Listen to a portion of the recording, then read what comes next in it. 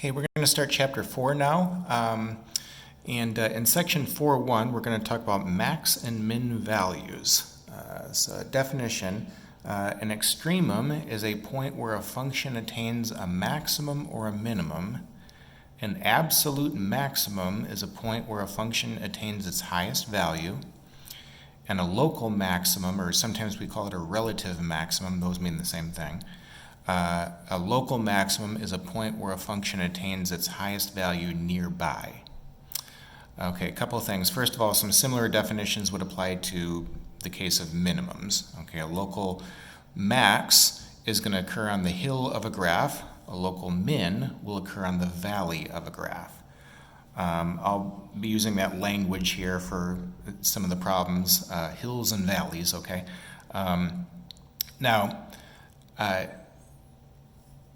When we talk about a local maximum, let's say, we're talking about the highest point nearby. Okay, now an absolute maximum is the highest point on the entire graph. A local maximum could also be the absolute maximum, but it might not be. What we mean by a local maximum is if you're just simply looking at points around that value, and that point is higher than the others just in the neighborhood type thing, then we call that a local maximum. There's a note here, local mins and maxes cannot occur at endpoints, but can occur at a discontinuity. Okay, for several problems in this section and after, we're gonna have a function, but there's gonna be conditions on x, and that will have a closed interval. Okay, so there will be endpoints, is what I'm saying there. Local maxes and mins cannot occur at endpoints, but can occur at a discontinuity. Okay, so let's take a look at an example here. Suppose that we have the function f of x equal 3x to the fourth minus 4x cubed minus 12x squared plus 15. And x is going to range from -2 to 3. Okay, here's a picture of that curve. And I would like us to identify the absolute extrema and then the local extrema. So the absolute max would be right here at this point, -247. Okay, because that is the highest point on the entire curve on this interval here. The absolute min would be the point 2, -17, because that is the absolute lowest point on the curve on this interval. Now how about the local extrema? So we're going to have a local max at this point here is 0.15, since that's the highest point in the neighborhood. Like if I just look at values of x that are around 0, this point here is going to be higher than any of the others. Okay, so I can call that a local max. Of course, I'm looking at the hill of this graph here in getting that. Now, a local max cannot occur at an endpoint. So while this point here is an absolute max, I wouldn't also call this a local max. Okay, that's not true.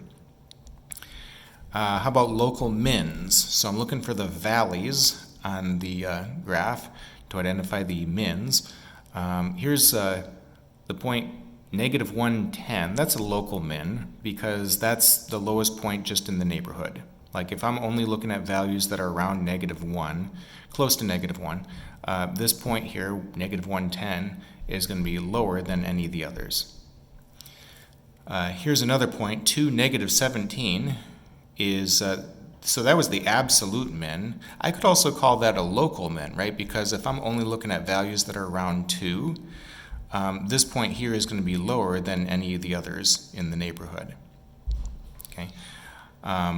This point 342 is nothing. Okay, it's not a local max or a min since it occurs at an endpoint, and we've already stated the absolute max and absolute min. All right, here's another example. Suppose that we have the function f of t equal cosine t. Well, there's going to be infinitely many hills and valleys, right? Since the curve is oscillating between 1 and -1, so there's going to be infinitely many mins and maxes.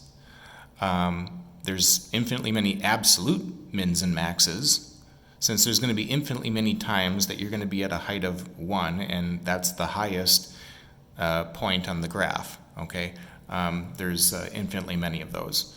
Same with the case of minimums.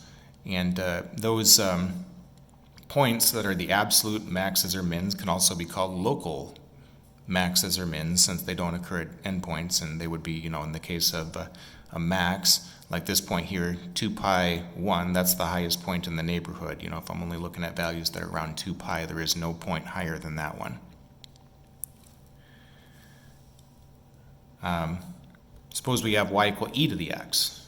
Okay, here's a graph of that curve, and there are no maxes or mins.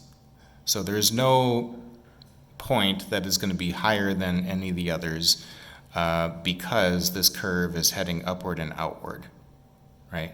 There's no point that is lower than any others since the curve is heading downward and to the left, getting closer and closer to the x-axis, but it'll never get there. Okay, so the point of these would be to say that some graphs are going to have lots of mins and maxes, and some might not have any. Okay, now here's another example. What if we have the equation y equal the absolute value of x minus 2?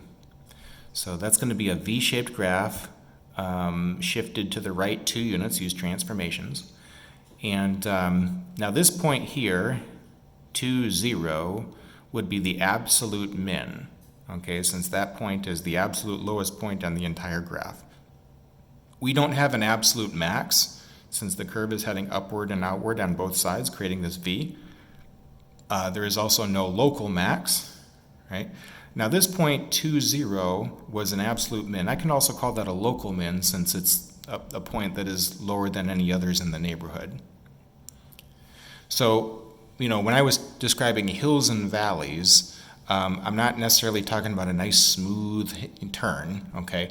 Like it could be a sharp turn and we could still call that a min or a max, describing it as a hill or a valley.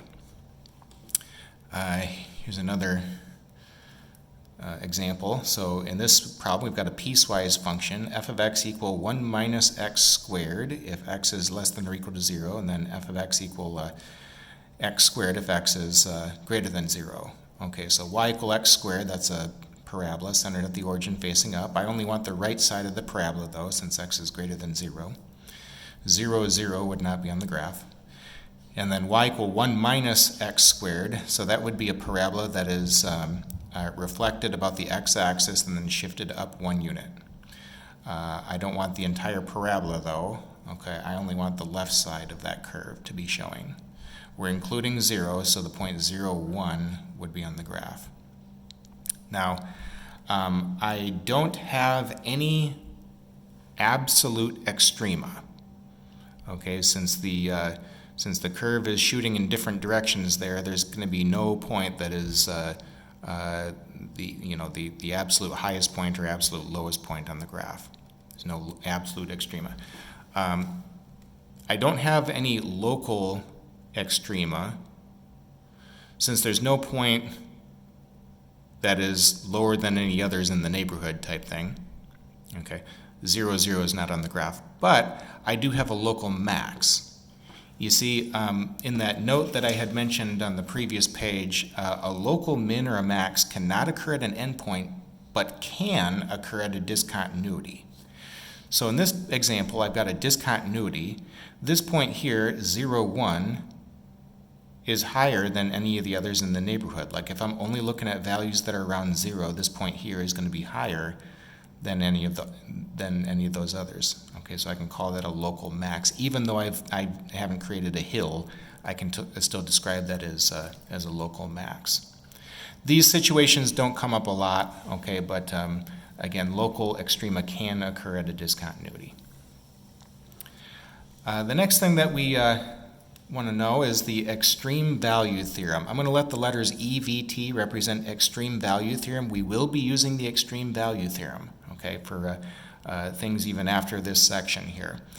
And so here's what that says. If a function f is continuous on a closed interval ab, then the function has both an absolute max and an absolute min on that closed interval ab. All right, now let's take a look at some examples. By the way, there's some key things that have to give you this guarantee here. The function has to be continuous. If you have a hole in the graph or a vertical asymptote or something like that, you're not guaranteed to have both an absolute max and an absolute min on this closed interval. Another thing that has to happen is that the interval has to be closed. Okay?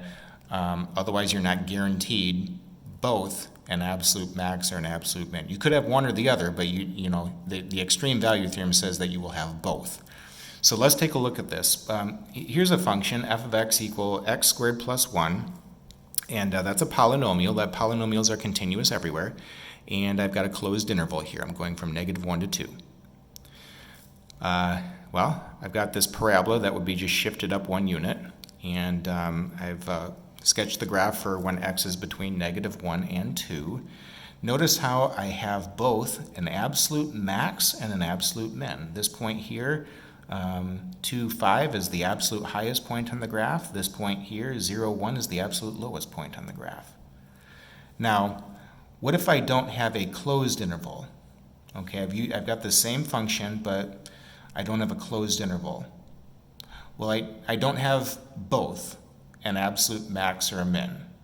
Okay, I've got an absolute min. This point 0, 1 is still, an absolute min, but this point 2, 5 is not on the graph, so there is no absolute highest point on the graph. Okay, so that's a key thing in the extreme value theorem. You have to have a closed interval. Also, the function has to be continuous. So here's another example. Suppose that I create a piecewise function. F of x is x squared plus 1 if x is between -1 and 2, including those endpoints, but x is not 0. I do want this curve to be defined everywhere from -1 to 2, so let's let y be 2 if x is 0. Okay, so I've sketched this curve, this piecewise function here. Now, notice that f is not continuous on this interval. So I'm not guaranteed to have both an absolute max and an absolute min. I've got an absolute max, 2, 5 is the absolute highest point on the graph, but 0, 1 is not on the graph. 0, 2 is on the graph, right? But 0, 1 is not on the graph, so there's no point that is the absolute lowest point on the entire curve there. All right, so these two things are, can really kind of be easily overlooked, but they are key in the extreme value theorem. Otherwise, if you have a discontinuity or the interval is open, you're not guaranteed to have both. You could have one or the other, but you're not guaranteed to have both there. Another theorem that we'll be using is called Fermat's theorem, and Fermat's theorem says that if f has a local max or a local min at c is a number, and if f prime of c exists, then f prime of c is 0. Okay, now I've got a proof of this, and you can look that over if you want, but I think that Fermat's theorem should make total sense to us. A local max or a local min is going to be where we are working with a hill or a valley. Now, there's some exceptions, but f prime of c exists. Okay, so by them saying that f prime of c exists, I know I don't have a sharp turn or a discontinuity. So I'm ruling out these exceptions here, meaning that I'm working with either a hill or a valley. Well, if you put a tangent line on the top of the hill or a tangent line at the bottom of the valley, that tangent line would be a horizontal line, and a horizontal line has a slope of 0. So the slope of the graph would be 0. Okay. Now, be careful about using Fermat's theorem. Okay, some students want to kind of look at this the way you shouldn't be. So, caution. I've got 2 caution flags actually. The first one: if f prime of c is 0, there is not necessarily a max or a min. Okay, that's not how Fermat's theorem reads, right? It says that if f has a local max or local min at c and f prime of c exists, then f prime of c is 0. Okay, be careful about flipping this if-then statement. If f prime of c is 0, we're not necessarily going to have a max or a min. Here's an example. If you have f of x equal x cubed, I've got the cube function, f prime of x is 3x squared, and f prime of 0 is 0. Okay, c is 0, but f prime of 0 is 0, right? But at this point 0, 0, I don't have a max or a min, right? This is not a hill or a valley. So I wouldn't conclude that f prime of 0 created a max or a min. It didn't here. There's another caution flag with this. There may be an extreme value even when f prime of c does not exist. Okay? So, as an example, what if you have f of x equal the absolute value of x? Well, that's a v-shaped graph centered at the origin. That's going to have a local and absolute min at 0, 0, but f prime of 0 does not exist, right, since that's a sharp turn. And here's the calculation for why f prime of 0 does not exist. I'm using the alternate limit definition. We've already looked at this problem before, but maybe we can quick go over it again. The limit as x approaches 0 of f of x minus f of 0 over x minus 0. That'd be the limit as x approaches 0, the absolute value of x over x. Previously, when we had looked at this in Chapter 2, when I was introducing one-sided limits, the limit is x approaches 0 from the left. Well, if I'm on the left side of 0, of course I can't plug in 0, right, because I know I can't divide by 0. But if I'm on the left side of 0, x is a negative. So I'm going to have some positive number divided by its opposite. That will always give me negative 1. If I'm on the right side of 0, I'm going to have a positive number divided by itself, which will always give me positive 1. So it really depends on what side of 0 you're on, right? The y values are not approaching the same value on either side of x equals 0. Therefore, the limit as x approaches 0, the absolute value of x over x does not exist. Okay, so, the point is to be careful about reading Fermat's theorem and how you use that. Okay, some people will not use it correctly on accident. The next thing that I want to talk about is a critical number. There's a definition says that a critical number of a function is a number which we'll call c that has to be in the domain of f. Okay, that is important. Where f prime of c is 0 or f prime of c does not exist. Okay, now we are going to do lots and lots of things with critical numbers. The entire chapter is based on things with critical numbers. We have to know what a critical number is. We're going to be using it all over the place in the entire chapter. So a critical number is a number that was in the domain of the function such that when you plug it into the derivative, it's going to return 0, or it's going to be a number that you can't plug into the derivative. Okay, f prime of c does not exist. So here's an example. Let's find the critical numbers for the function f of x, where f of x is equal to x to the 2/5 times 7 minus 3x. Okay, now I need to find f prime of x. So f prime of x is going to be a product rule. And by the way, before we do this, at this point, they want you to be good with differentiation. Okay, we talked about differentiation in Chapter 3. I hope that you got good practice with the things in Chapter 3 and you've been working on the homework in that chapter. Okay, they're going to want you to be good at derivatives now. Okay, they don't want you to fumble around and is this a product rule or chain rule or what am I doing here? So if you're rusty on the rules for differentiation, go back and practice more and make sure that you are definitely fine with derivatives. The reason why I say that, they want you to be good at this now is because typically in these problems, we're going to at some point take a derivative or a second derivative, okay? And that's going to be one out of several steps that we're going to be doing in these problems coming up here, okay? So if we mess up our derivative calculation, that's going to be a big problem for lots of other things in the, if there's additional parts to the problem, again, make sure that you're practicing if you feel it's necessary. All right, so we're going to use a product rule, as I mentioned. I want the first times the derivative of the second, that's negative 3, plus the second, that's 7 minus 3x, times the derivative of the first, that'd be a power rule. And now I'd want to simplify. Your book emphasized simplifying early on, and that's something that we will be doing a lot of here still. We're going to be simplifying, okay? So let me simplify this. I'm going to have negative 3x to the 2/5 plus 2 times the quantity, 7 minus 3x, divided by 5, and then x to the 3/5 if I make that exponent a positive. Okay, now let me get a single fraction out of these two terms here.